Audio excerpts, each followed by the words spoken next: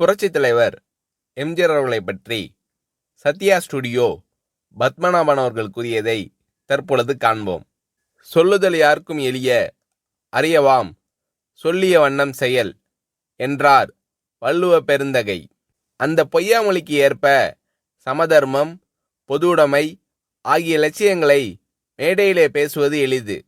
கடை தேங்காயை எடுத்து வழிப்பிள்ளையாருக்கு உடைப்பது போல் யாருடைய சொத்தையோ எடுத்து சொக்கனுக்கும் ஏழை குப்பனுக்கும் பகிர்ந்தளிக்கும்படி மேடை புரட்சி செய்வது அதைவிட எளிது.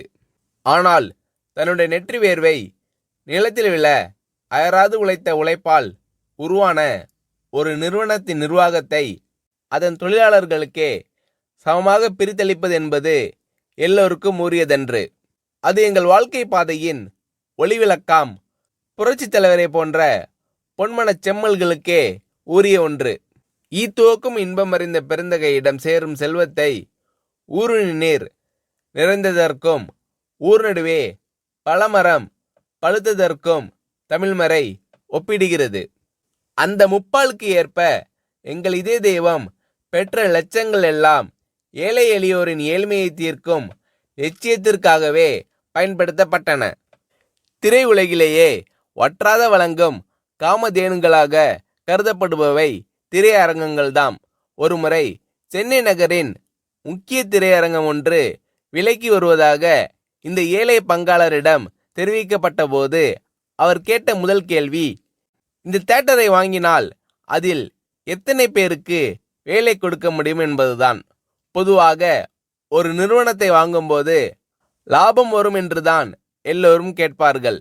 ஆனால் பள்ளி ரோம்பும் பண்படைத்த இந்த பாரி வள்ளலோ அதனால் தனக்கு என்ன பலன் என்று கேட்காமல் பயனடைவோர் பட்டியல் எவ்வளவு என்று கேட்டார்.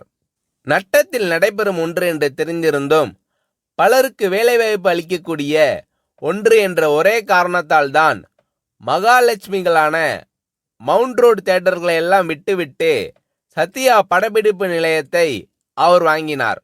அவரது உடல் மட்டுமல்லாது அவரது உள்ளமும் இவ்வாறு சொக்க தங்கமாக இருந்ததால்தான் இன்று இந்த வையகமே அவரது புகழை பாடி நிற்கிறது. முத்தமிழ் மண்டலம் மட்டுமல்லாது இந்தியாவே இன்று அந்த நம்பிக்கை நட்சத்திரத்தின் விழியசைவிற்கு காத்திருக்கிறது. இந்த ஈகை குணமும் கொடைத்தன்மையும் இன்று நேற்று வந்ததல்ல. சிலருக்கு தேர்தல் தேதி அறிவிக்கப்பட்டவுடனே நினைவுக்கு வருகின்ற கண் சிகிச்சை முகாம் போன்ற கண்கட்டி வித்தை அல்ல அது. இரத்தத்தின் இரத்தமான என் உடன்பிறப்பே என்று அவர் அழைப்பது அவரது உதட்டில் இருந்து வரும் சொல்லல்ல, அது அந்த வள்ளலின் இதயத்திலிருந்து வரும் இதய கீதம். ஒருமுறை விலை மதிக்க முடியாததும் எளிதில் கிடைக்க இயலாததுமான கேமரா ஒன்றை தொழிலாளி ஒருவர் கைத்தவறி கீழே போட்டு பழுதாக்கிவிட்டார். செய்வதறியாது திகைத்து போன நாங்கள் என்ன சொல்வாரோ என்ற அச்சத்துடன் ஒப்பனை அறையில் இருந்த புரட்சித் தலைவரிடம் தயங்கி விவரத்தை சொன்னோம். ஆனால் அந்த தனிப்பிறவியோ பல லட்சம் விலை மதிப்புடைய கேமரா பழுதடைந்து விட்டதே என்று பதறவில்லை, உடைத்தவர் மீது சீரவில்லை.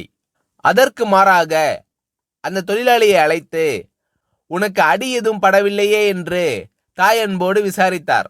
பயப்படாதே, ரிப்பேர் செய்து கொள்ளலாம் என்று சிரித்த முகத்தோடு தட்டி கொடுத்து அனுப்பினார். பிறகு எங்களை நோக்கி, மதுரைக்கு வயதாகிவிட்டதல்லவா, அவரை கனமான கேமராவை தூக்க சொல்லலாமா, இனி யாராவது ஒரு இளைஞனை அவருக்கு உதவியாளராக அமர்த்துங்கள் என்றார். அச்சத்தோடு அந்த அறைக்குள் நுழைந்த நாங்கள் அச்சடித்த பதுமைகளாக அதிசயத்து நின்றோம். இப்படிப்பட்ட இதய கீதங்களை 27 ஆண்டுகளுக்கு மேலாக அருகில் இருந்து சுவைக்கும் பெரும்பேறு பெற்ற சிலரில் நானும் ஒருவன். ஈரோட்டு வெண்தாடி வேந்தரின் வீட்டில் கட்டி தயிர் உண்டு வளர்ந்த செல்ல பிள்ளையான நான் அவருடைய அரசியல் வாரிசான பேரறிஞர் அண்ணாவினால் பத்மநாபா என்று அழுத்தமாக அழைக்கப்பட்டு கரிமுட்டை லாரியில் உடன் சென்றும் உடை துவைத்தும் பணிவிடை செய்த தொண்டன்.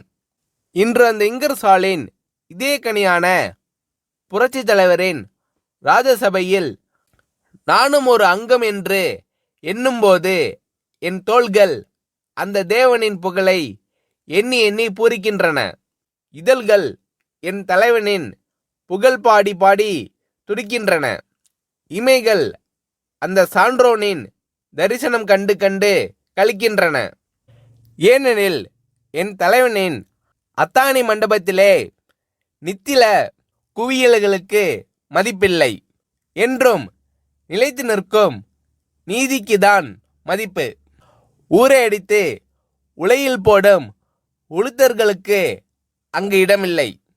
ஆனால் உண்மை உழைப்பிற்கு அந்த ராஜசபையிலேயே என்றும் ஏற்றம் உண்டு.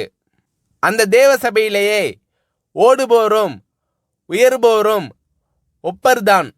உற்றாரும் ஒன்றுதான், ஊர்கோடி உலகப்பனும் ஒன்றுதான். அவ்வளவு தூரம் ஏன்? காரி உமிழும் கடைமகனையும் தன் மகன் போல் மடியேந்தி உயிர் காக்கும் உத்தமர் அவர். இன்னா செய்தார்க்கும் இனிய செய்வதே அவர் இயல்பு. கொல்ல வந்த கொடியோரையும் அன்பொழுக அண்ணன் என்று அழைப்பதே அந்த அண்ணலின் சால்பு. அவரை எதிர்த்தோர் என்றுமே வாழ்ந்ததில்லை. அது அவருடைய ராசி. குடைநிழலிலிருந்து குஞ்சரம் ஒருவராக இருந்தாலும் அவரது கடைவிழி சிவந்தாலே கரியாகி போவார். இது வரலாறு. ஆனால் ஆண்டவனை நம்பினோர் மட்டுமல்ல, இந்த ஆண்ட கையை நம்பினோரும் கைவிடப்பட்டதில்லை. அதற்கு அந்த ஆலமரத்தின் நிழலில் இளைப்பாரி கொண்டிருக்கும் நாங்களே இரத்த சாட்சிகள். சிகாகோ நகரத்து வீதிகளை சிவப்பாக்கிய மேதின வீரர்கள் கூட குறிப்பிட்ட நேர உழைப்பு, அந்த உழைப்பிற்கு ஏற்ற ஊதியம் என்றுதான் ஆர்ப்பாட்ட போர்ப்பாட்டு பாடி சென்றார்கள். ஆனால் புரட்சி தலைவரோ அதனினும் ஒரு படி மேலே சென்று உழைப்பிற்கு ஏற்ற ஊதியம் பெறுவதை விட எங்களை அந்த நிறுவனத்தை நிர்வகிக்கும் பங்குதாரர்களாகவே ஆக்கியிருக்கிறார். இன்று சத்யா ஸ்டுடியோவை நிர்வகிக்கும் ஒர்க்கர் கம்பைன்ஸில் நாங்கள் எல்லாம் ஊழியர்கள் அல்ல, பங்குதாரர்கள். அதிலும் எப்படிப்பட்ட பங்குதாரர்கள்? பொது மேலாளர் முதல் துப்புரவு தொழிலாளி வரை எல்லோரும் ஒரு நிலைதான். உயர்வு தாழ்வு அற்ற சம பங்குதாரர்கள்தான். இந்திய துணைக்கண்டத்திலேயே ஏன் உலகம் முழுவதிலும் தொழிலாளர்களை சம பங்கு நிர்வாகிகளாக இருந்து நடத்தும் ஒரே படப்பிடிப்பு நிறுவனம் சத்யா ஸ்டுடியோ ஒன்றுதான். காரணம், அது ஒரு சாதாரண மனிதருக்கு சொந்தமானதில்லை. அது ஒரு சரித்திர நாயகனுக்கு, புதியன செய்யும் புரட்சி தலைவனுக்கு சொந்தமானது.